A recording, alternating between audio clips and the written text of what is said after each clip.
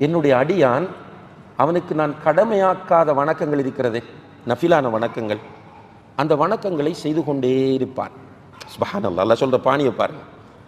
நான் அவனுக்கு கடமையாக்காத நஃபிலான வணக்கங்களை அவன் செய்து கொண்டே இருப்பான். ஹத்தா உஹிப்பா, அவன் அப்படியே செய்து கொண்டிருக்கும் போது நான் அவனை நேசிக்க ஆரம்பித்து விடுகிறேன். அப்படி நான் அவனை நேசிக்க ஆரம்பித்தால் அவன் பார்க்கிற பார்வையாக, கேட்கிற கேள்வியாக, தொடுகிற கையாக, நடக்கிற காலாக நான் மாறுகிறேன் என்று அல்லாஹ் சொல்றான். இது அந்த அந்த அந்த நடையின் ஒரு உச்சகட்டம். இது இதனுடைய அர்த்தம் என்னவென்றால், வேறொரு ரிவாயத்தில் வருகிறது, ஃபபி இஸ்மாஉ ஃபபி யுபசிரு ஃபபி எம்ஷி ஃபபி எபுதிஷு, என்னுடைய உதவியை கொண்டுதான் அவன் பார்க்கிறான், என்னுடைய உதவியை கொண்டுதான் அவன் கேட்கிறான், என்னுடைய உதவியை கொண்டுதான் அவன் பிடிக்கிறான், என்னுடைய உதவியை கொண்டுதான் அவன் நடக்கிறான். அப்போ நஃபிலான வணக்கங்களை ஒரு மனிதன் செய்து கொண்டிருக்கும் போது அல்லாஹுடைய நேசத்திற்குரியவனாக அவன் மாறுகிறான். அல்லாஹுடைய உதவி எல்லா பக்கமும் அவனுக்கு வருகிறது. அவனுடைய பார்வையில் அல்லாஹுடைய உதவி, அவனுடைய செவி புலன்களில் அல்லாஹுடைய உதவி, அவனுடைய கைகளில் அல்லாஹுடைய உதவி, கால்களில் அல்லாஹுடைய உதவி. அது மட்டுமல்ல, இந்த நஃபிலான வணக்கங்களை செய்து கொண்டே இருக்கிற அடியான் அல்லாஹுடத்திலே கையேந்தினால் அவன் கேட்பதையெல்லாம் அல்லாஹ் கொடுக்கிறான். அவன் பாதுகாப்பு தேடினால் அவன் எதிலிருந்து பாதுகாப்பு தேடுகிறானோ அவற்றிலிருந்து அவனை பாதுகாத்து விடுகிறான். சுப்ஹானல்லாஹ். நஃபிலான வணக்கங்கள் இப்போ ஃபர்லிலேயே நம்ம கஷ்டப்பட்டு நம்ம செய்யக்கூடிய நிலையில் எங்கள் நஃபிலுக்கு இன்ட்ரெஸ்ட் கொடுக்க போகிறாங்க. ஃபர்லான வணக்கத்தையே ஒரு நிர்பந்தத்தில் செய்கிறார்கள். சுப்ஹானல்லாஹ்.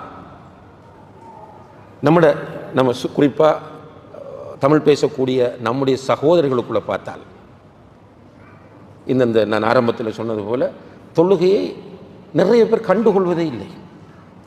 இது ஒரு கடமை என்கிற உணர்வு கூட முஸ்லிம், அவ்வளவுதான். இவர்கள்ட்ட போய் நஃபிலை பற்றி எப்படி பேசுறது நம்ம?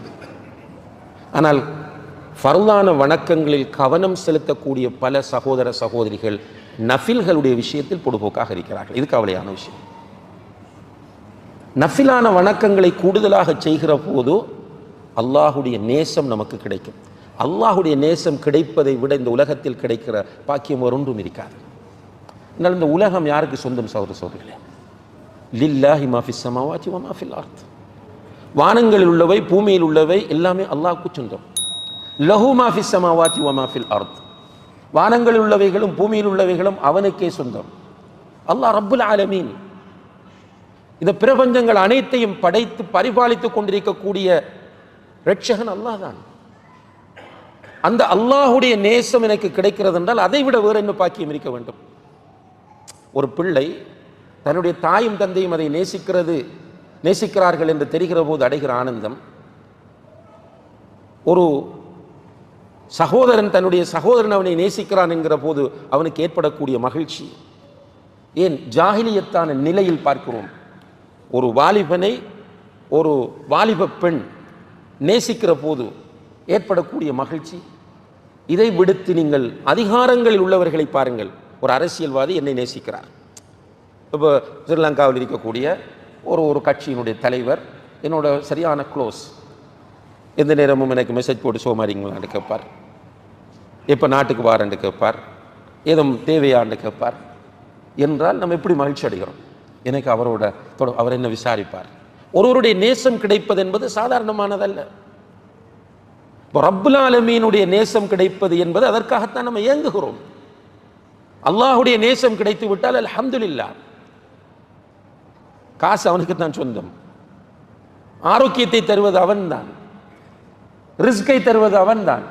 அப்ப அல்லாஹ் நேசித்து விட்டால் அல்லாஹ் என்னை கைவிட மாட்டான். என்னை அல்லாஹ் நேசிக்கிறான் என்றால் அவன் எனக்கு முழு பொறுப்பும். அதனால் தான் அவன் சொல்லுகிறான், என்னுடைய நேசனை நீ நோவினை செய்தால் உன்னை நான் விட மாட்டேன். அல்லாஹ் பொறுப்பெடுக்கிறான். விளங்காம இருக்கும் நமக்கு. ஆனால் அல்லாஹுடைய நேசத்தை பெற்றுவிட்டால் மனைவிக்கு ரிலாக்ஸேஷன். கொடுமைப்படுத்துகிற கணவன், அந்த மனைவி தொழக்கூடியவள், நோன்பு பிடிக்கக்கூடியவள், ஜக்காத்து கொடுக்கக்கூடியவள், இபாதத்துகளில் ஈடுபாடு உள்ளவள், நஃபிலான வணக்கங்கள் செய்யக்கூடியவள். ஆனால் கணவன் டோர்ச்சர் பண்ணுகிறான், கேட்க பார்க்க யாரும் இல்லை. ஆனால் அந்த மனைவியினுடைய மனம் சொல்லும், என்னுடைய ரப் என்னோடு இருக்கிறான், என்னுடைய ரப் என்னை நேசிக்கிறான். எனவே அந்த பெண்ணுக்கு பெரிய ஒரு ரிலாக்ஸேஷன் கிடைக்கும். இது போலதான் ஒவ்வொருவருக்கும். அப்ப தொழக்கூடிய ஃபர்லான வணக்கங்களில் கவனம் செலுத்தக்கூடிய நாம் நஃபிலான வணக்கங்களில் கூடுதல் கவனம் செலுத்த வேண்டும். அன்புள்ள சகோதர சகோதரிகளே, ஒரு சில நஃபிலான வணக்கங்களை இந்த இடத்தில் சுட்டி காட்டுவது எனக்கும் உங்களுக்கும் பயனுள்ளதாக இருக்கும் என்று நினைக்கிறேன். அதில் முதலாவது நஃபிலான தொழுகைகள், ஃபர்து அல்லாத தொழுகைகள் நிறைய இருக்கிறது. அதில் ஸ்பெஷலாக ஃபர்லான தொழுகைகளுக்கு முன்னாலும் பின்னாலும் தொழக்கூடிய சுன்னத்தான தொழுகைகள். இந்த தொழுகைகளுடைய பாக்கியம் என்ன தெரியுமா? ஒரு நாளைக்கு யார் 12 ரக்காத்துக்கள் சுன்னத்தான தொழுகையை தொழுகிறார், ஃபர்ல் தொழுகைக்கு முன்னுக்கும் பின்னுக்கும், அவருக்கு அன்றைக்கு ஒரு வீடு கட்டப்படும். சுப்ஹானல்லாஹ், சுவர்க்கத்தில். இப்போ ஒருவர் 365 நாட்களும் விடாமல் இந்த சுன்னத்தை தொழுதால் சுவர்க்கத்தில் அவருக்கு எத்தனை வீடு? 365 வீடு. அல்லாஹ் அக்பர். இந்த விஷயம் நிறைய பேர் புரியல. நான் சில நேரங்களில் அதை கொஞ்சம் யோசித்து பார்த்தேன். 365 வீடுன்னா அப்படி ஆயுள் முழுக்க தொழக்கூடியவர்கள். இப்போவே உலகத்தில் வாழக்கூடியவர்களுக்கு இப்படி வீடுகள் இருக்கு, லேண்ட் இருக்கு. அதை வைத்து பெருமைப்படுகிறார்களா இல்லையா? இப்போ ஸ்ரீலங்காவில் உள்ளவர்கள் சொல்லுவார்கள், இப்போதான ஈஸ்டர்ன் ப்ரொவின்ஸில் மருதமுனைண்டா, மருதமுனையில் அவருக்கு 10 வீடு இருக்கு, கல்முனையில் வீடு இருக்கு, கொழும்பில் 10 வீடு இருக்கு, அவர் லண்டனில் வீடு வாங்கி போட்டிருக்கிறார், தன்சானியாவில் வீடு வாங்கி போட்டிருக்கிறார் என்றெல்லாம் சொல்கிறார். அது அவருக்கு ஒரு பெரிய கௌரவம், சந்தோஷமும். இப்போ சுவர்க்கத்திற்கு போன பிறகு பார்த்தால் சுன்னத்தான தொழுகைகளை பேணி வரக்கூடிய ஒருவருக்கு லட்சக்கணக்கான வீடுகள் இருக்கும். அல்லாஹ் தௌஃபீக் செய்ய வேண்டும். என்ஜாய் பண்ணுகிற இடம் அதுதான், அனுபவிக்கிற இடம் சுவர்க்கம் தான். ஃபீஹா மாலா ஐனுன் ரஅத் வலா உதுனுன் சமிஅத் வலா ஹதர அலா கல்பி பஷர். எந்த கண்ணுமே பார்த்திருக்காத, எந்த காதுமே கேட்டிருக்காத, எந்த உள்ளமுமே கற்பனை பண்ணாத இன்பங்கள் எல்லாம் அந்த சுவர்க்கத்தில் இருக்கிறது. சுப்ஹானல்லாஹ், சுவர்க்கத்து இன்பங்களை அனுபவிப்பதற்காக அல்லாஹு தஆலா ஒவ்வொருவருக்கும் 100 பேருடைய பலத்தை கொடுக்கிறான். நோய் இல்லை, டயபெட்டிக் பிரச்சனை இல்லை, அதை குடித்தா பிரச்சனை, இதை சாப்பிட்டா பிரச்சனை, கொலஸ்ட்ரால் பிரச்சனை இல்லை, யூரின் போகணும்ன்ற சிக்கல் இல்லை, டாய்லெட் போகணும்ன்ற பிரச்சனை இல்லை, மென்சஸ் இஷ்யூ இல்லை, சளி பிரச்சனை இல்லை. இதெல்லாம் சொல்கிறாங்க ரசூலுல்லாஹி ஸல்லல்லாஹு அலைஹி வஸல்லம் ஹதீஸில் நேரடியாக இதெல்லாம் ஒவ்வொன்றும் வருது. சாப்பிடக்கூடியவைகள் வியர்வையாக வெளியே வந்துவிடும். அந்த வியர்வை நாராது, நறுமணமாக இருக்கும். சுப்ஹானல்லாஹ். அப்போ சுவர்க்கம் தான் அனுபவிக்கிற இடம்.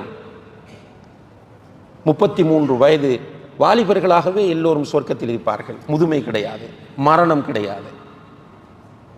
அப்போ அங்கே நமக்கு இந்த சுன்னத்தான தொழுகைகளுக்காக வேண்டி வீடுகள். அதிலேயும் ரசூல் ஸல்லல்லாஹு அலைஹி வஸல்லம் அவர்கள் ஃபஜ்ருக்கு முன்னால் தொழக்கூடிய அந்த 2 ரக்காத் சுன்னத்தை பற்றி சொல்லும்போது, ஹைரும் மினத் துன்யா வமா அலைஹா, உலகம், உலகத்தில் உள்ள அனைத்தையும் விட அந்த 2 ரக்காத்தும் சிறந்தது என்கிறார்கள். அதனால முன்னால் அது மிஸ் ஆனால், சுபஹுக்கு பிறகு தொழுகை இல்லை, நமக்கு தெரியும். சுபஹ் தொழுகத்துக்கு பிறகு தொழுகை இல்லை. ஆனால் முன்னால் தொழக்கூடிய அந்த 2 ரக்காத் மிஸ் ஆனால் சுபஹுக்கு பிறகு அந்த 2ஐயும் தொழுது கொள்ளலாம். அவ்வளவு ஒரு முக்கியத்துவம் வாய்ந்த நஃபிலான தொழுகை தான் சுபஹுக்கு முன்னால் தொழக்கூடிய அந்த 2 ரக்காத். அதுபோல மா பைன குல்லி அதானைனி ரக்அத்தான், அந்த 12 உங்களுக்கு தெரியும். சுபஹுக்கு முன்னால் 2, லுஹருக்கு முன்னால் 2 2ஆக 4, லுஹருக்கு பின்னால் 2, மக்ரிபுக்கு பின்னால் 2, இஷாக்கு பின்னால் 2. இது போக பாங்குக்கும் இக்காமத்துக்கும் இடையில், ஒவ்வொரு பாங்குக்கும் இக்காமத்துக்கும் இடையில் 2 ரக்காத் இருக்கு. சுப்ஹானல்லாஹ். அதில் இன்னும் ஒரு ஸ்பெஷல் என்ன தெரியுமா? பாங்குக்கும் இக்காமத்துக்கும் இடையில் கேட்கப்படக்கூடிய துஆ கபூலாகும். ரசூலுல்லாஹி அலைஹி வஸல்லம் சொல்றாங்க, பாங்குக்கும் இக்காமத்துக்கும் இடையில் கேட்கப்படக்கூடிய துஆ கபூலாகும். சுஜூதில் இருந்து கொண்டு ஒரு மனிதன் கேட்கிற துஆ வேகமாக கபூலாகும். அல்லாஹ் அக்பர். அப்போ அந்த பாங்குக்கும் இக்காமத்துக்கும் இடையில நஃபிலாக 2 ரக்காத் தொழுதுட்டு போ, அதில் சுஜூத், அந்த சுஜூதை நல்லா பயன்படுத்தலாம் துஆவுக்கு. நமக்கு தேவை நிறைய. ஃபேமிலியை ஊரில் விட்டுட்டு இங்கே இருக்கிறவர்கள் நிறைய ஸ்ட்ரெஸ்ஸோடு இருக்கிறோம். எனக்கு தெரியும், நிறைய பிள்ளை வளர்ப்பு விஷயத்திலே டிப்ரெஷனோடு ஸ்ட்ரெஸ்ஸோடு இருக்கிற நிறைய தந்தைகள் இங்கே வாழ்ந்து கொண்டிருக்கிறார்கள்.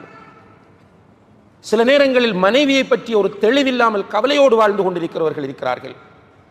நோய்வாய்ப்பட்டிருக்கிற பேரண்ட்ஸுடைய விஷயத்திலே ஸ்ட்ரெஸ்ஸோடு இருக்கிறவர்கள் இருக்கிறோம்.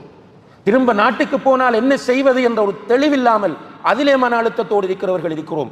சும்மா மன அழுத்தம் என்று சொல்லி நாளாந்தம் மன அழுத்தத்தை கூட்டிக் கொண்டு நோய்களை அதிகரித்துக் கொண்டிருக்கிறோமே தவிர மன அழுத்தங்களுக்கான தீர்வுகளை நாம் தேடவில்லை. உண்மையிலேயே பாங்கு சொன்னதும் பள்ளிவாசலுக்கு வந்து 2 ரக்காத்துக்கள் தொழுது அந்த சுஜூதுகளிலே இருந்து கொண்டு அல்லாஹ்விடத்திலே கெஞ்சுகிற போது நிச்சயமாக அல்லாஹ் நம்மை வெறுங்கையோடு அனுப்ப மாட்டான். நம்முடைய பிள்ளைகளை பாதுகாப்பான், நம்முடைய மனைவிக்கு வழிகாட்டுவான், நம்முடைய பெற்றோருக்கு ஆரோக்கியத்தை கொடுப்பான், நம்முடைய பொருளாதாரத்தில் பரக்கச் செய்வான், நம்முடைய சிந்தனையில் இருக்கிற அந்த குழப்பத்தை அல்லாஹ் போக்கி விடுவான். ஆனா நம்ம ரெடி இல்லை. கஷ்டமா இருக்கு, நம்ம பள்ளிக்கு வாரதே கஷ்டமா இருக்கு. எங்கெங்கெல்லாம் போவதும் எங்கெங்கெல்லாம் உட்காருவதும் எவ்வளவு நேரம் உட்காருவதும் நமக்கு இலகுவாக இருக்கிறது. ஆனால் மஸ்ஜிதுக்கு வாரது கஷ்டமா இருக்கு. இப்படி ஒவ்வொரு பாங்குக்கும் இக்காமத்துக்கும் இடையில 2 ரக்காத். அதுபோல துஹா தொழுகை, வித்ரு தொழுகை, தஹஜ்ஜுத் தொழுகை, எவ்வளவு நஃபிலான வணக்கங்கள். ரசூலுல்லாஹி அலைஹி வஸல்லம் அவர்கள் சொல்கிறார்கள், முதலாவது அல்லாஹ் தஆலா விசாரிப்பது தொழுகையை பற்றி. மறுமையில் முதல் இன்குவாரி முஸ்லிம்களிடத்தில் தொழுகையை பற்றித்தான், அல்லது ஒரு மனிதனிடம். தொழுதாயா என்று கேட்கிற போது ஆம் தொழுதேன் என்று சொன்னால் தொழுகையில் சில குறைபாடுகள் இருக்கும். நம்ம தொழுகையில் மிஸ்டேக்ஸ் விட்டிருப்போம். அந்த மிஸ்டேக்ஸை மலக்குகள் சொல்லுவார்கள், யாரில் அவன் தொழுதான் தான், ஆனால் தொழுகையில் இன்னென்ன தவறுகள் அவன் விட்டிருக்கிறான் என்று சொல்லும்போது அல்லாஹ் கேட்பான், வேறு தொழுகைகள் நஃபிலான தொழுகைகள் ஏதாவது இவன் தொழுதிருக்கிறானா என்று. ஆம் என்று மலக்குகள் சொல்லும்போது அந்த நஃபிலை கொண்டு இந்த குறைகளை நீங்கள் நிவர்த்தி செய்து விடுங்கள் என்று சொல்லப்படும் என்று நபிகள் நாயகம் ஸல்லல்லாஹு அலைஹி வஸல்லம் அவர்கள் சொல்கிறார்கள். அப்போ இந்த நஃபிலான வணக்கங்களில் சுன்னத்